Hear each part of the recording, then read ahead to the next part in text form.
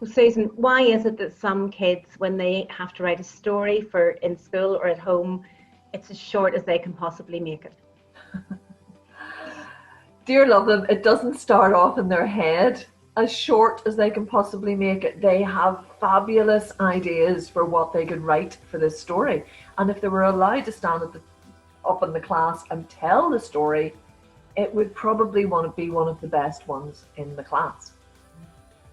But for some reason, when the pathways aren't working, when the hand-eye coordination isn't happening, and the brain's in chaos, of course, the messages, the story does not come down to get it down on paper.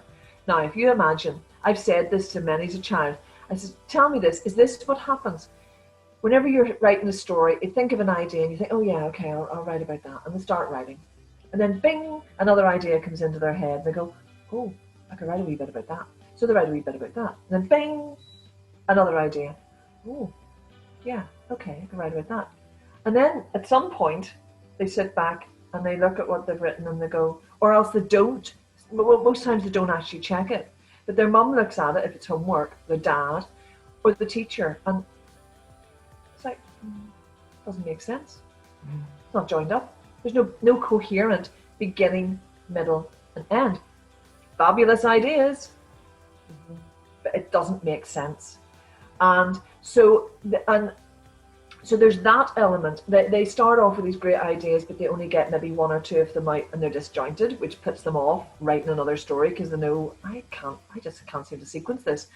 And then there's the fact, of course, that their hand is getting tired, because most children that come to us, their thumb is over there, right? So the thumb should be back, okay? Mm-hmm.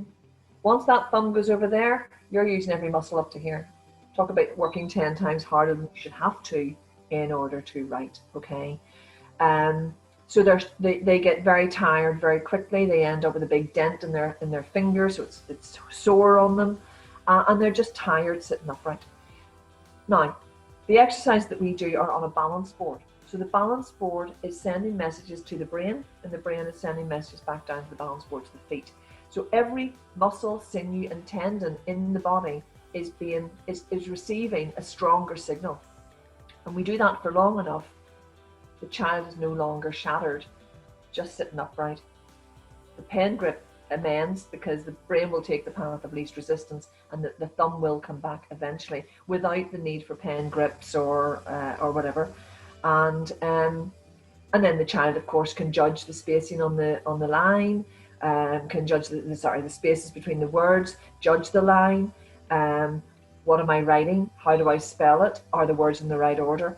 Am I getting a coherent beginning, middle, and end? So that just takes all that draining feeling out of them so that they can get, my Peter started writing 4 pages and he had difficulty writing one sentence by P6, and yet he had an IQ of 121. Top 9% in the UK for his age. Couldn't write a sentence. Mm-hmm. So yeah, it just